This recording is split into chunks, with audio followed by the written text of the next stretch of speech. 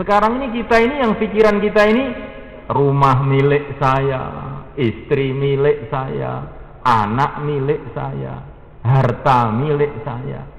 Kamu ini loh milik siapa itu nggak pernah dipikir.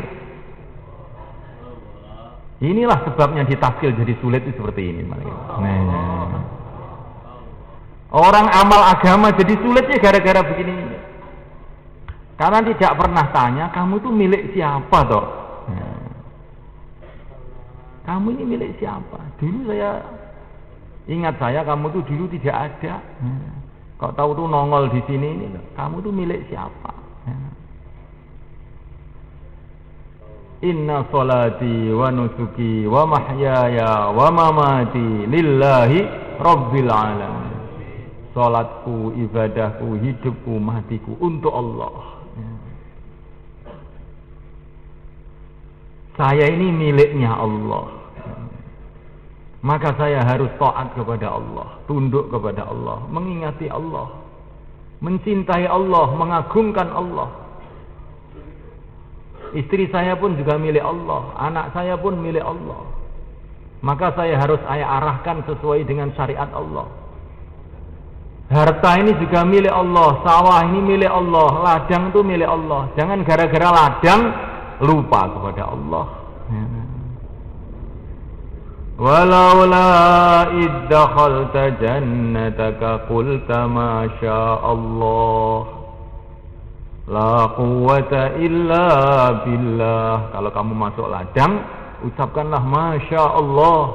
Ini semua adalah kehendak Allah.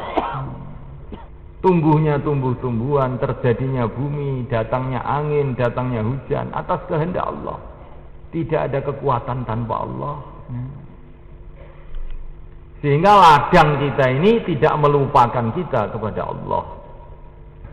Barang siapa yang masuk ladang dengan mengucapkan seperti ini, kalimah-kalimah iman ini, maka ladangnya akan dijaga oleh Allah. Walaula iddakhalta jannataka qulta ma syaa Allah la quwwata illa billah. Dalam satu hadis dikatakan, kalau orang dikasih nikmat apa-apa, kemudian ketika dia bergembira melihat nikmat itu, dia mengucapkan masya Allah la quwwata illa billah, maka nikmat ini akan dijaga oleh Allah. Jadi kalau kita ini senantiasa bicara kalimah iman, kalimah iman, kalimah iman, kalimah iman, ini kita baca terus, kita ucapkan terus dalam segala kesempatan, maka ini akan datang barokah dalam kehidupan kita. Jadi jangan diem saja. Wong sing penting hati ini toh, Pak. Hati ya penting karena hati itu juga milik Allah. Mulut ya penting karena mulut itu juga miliknya Allah. Maka hati dipenuhi dengan keyakinan, mulut pembicaraan keyakinan itu. Tidak ada manusia yang imannya lebih tinggi melebihi para nabi. Nabi Sulaiman ketika punya program, satu rencana, beliau lupa mengucapkan insya Allah, langsung programnya gagal. Yang mulia baginda Muhammad SAW mengatakan, seumpama Nabi Sulaiman waktu itu mengucapkan insya Allah, programnya sukses. Jadi tidak cukup wong iki penting atine muni tok, atine ora. Niku omong kleru Pak niku nggih. Niku sesuk salat menenge gak gelem maca Fatihah sesuk niku. Jadi gak ening azan nek mun ngoten niku nggih. Meneng, sing penting atine. Sing penting atine, mboten leres ngene. Mbok pengen tempe kok ya muni. Mbok pengen donya kok ya muni ae. Tapi mbok pengen iman meneng wae. Jadi senang malaikat Allah Ta'ala bicara iman penting. Itu yang dicontohkan oleh para nabi di dalam Quran. Kalau menghadapi masalah, bicara keagungan Allah. Seperti Nabi Ibrahim menghadapi masalah, hasbunallah, cukup Allah. Inna ma'nya Rabbi, Nabi Musa, inna ma'nya Rabbi, Tuhanku bersamaku ketika menghadapi masalah. Tidak cukup di dalam hati saja. Jadi bicara iman ini penting, kan? Ini mendatangkan barokah, ya. Mendatangkan barokah di dalam kehidupan kita. Kalau senantiasa kita ini dalam kesempatan apa saja bicara iman.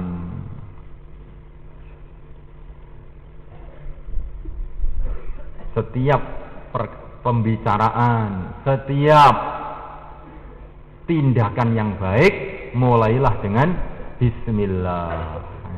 Maka nanti diberkati itu perbuatannya itu. Mau makan bismillah, mau minum bismillah. Maka nanti akan diberkati oleh Allah SWT.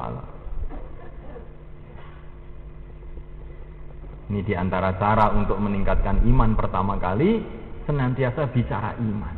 Ini yang kurang kita ini semulaikan Allah. Bicara masalah iman perkara yang penting.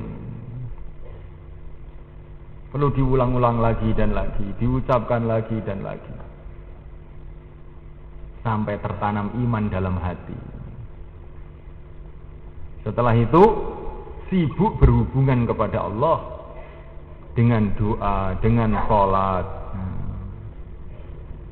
Ini pelajaran yang Allah berikan kepada seluruh nabi, seluruh rasul. Setelah iman, sholat. Innani anallahu la ilaha illa ana fa'budni wa aqimis salata li dzikri. Jadi kalau sudah iman, maka bikin hubungan kepada Allah dengan sholat. Sampai terjalin hubungan yang kuat kepada Allah dengan sholat. Ada masalah apa saja sholat, ada masalah apa sholat, ada masalah apa sholat. Maka lama-lama kita punya hubungan kokoh, punya jalur hubungan kepada Allah dengan sholat.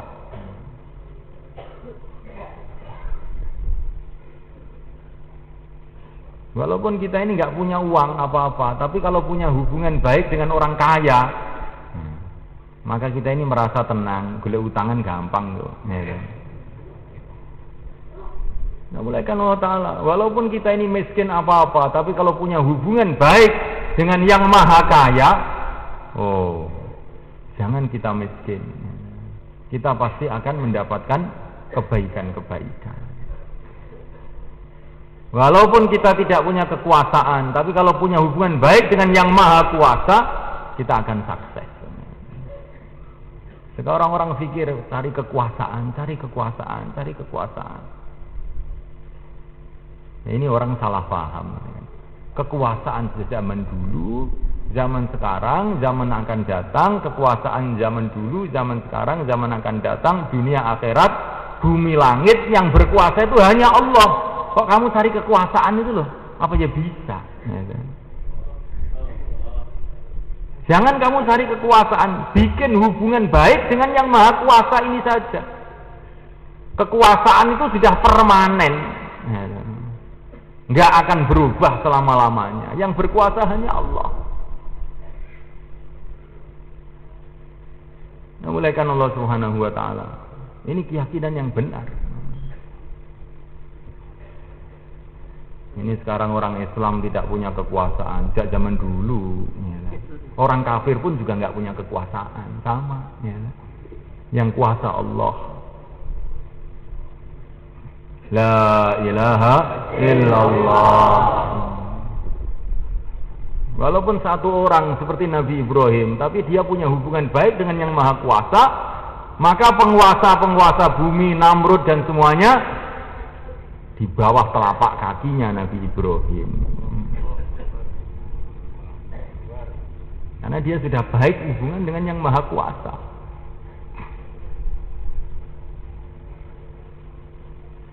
Nah, mulaikan Allah Subhanahu wa Ta'ala. Sibuk bikin hubungan kepada Allah. Katanya Ibnu Athaillah, Allah mendatangkan macam-macam masalah kepada kita. Ini sebetulnya untuk memberikan pelajaran kepada kita supaya kita ini kembali kepada Allah.